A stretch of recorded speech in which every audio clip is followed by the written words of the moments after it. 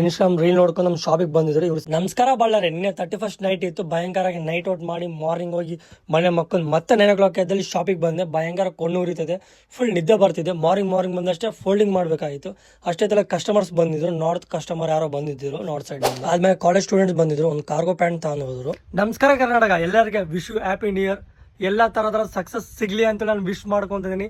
ಎಲ್ಲ ನಮ್ಮ ಫಾಲೋವರ್ಸ್ಗೆ ಈ ವಿಡಿಯೋ ಯಾರು ನೋಡ್ತಾ ಇದ್ದೀರೋ ಅವರೆಲ್ಲರಿಗೆ ಎಲ್ಲ ತರಹದ ಸಕ್ಸಸ್ ಸಿಗ್ಲಿ 2025 ಅಂತ ನಾನು ವಿಶ್ ಮಾಡ್ಕೊಂತಿದ್ದೀನಿ.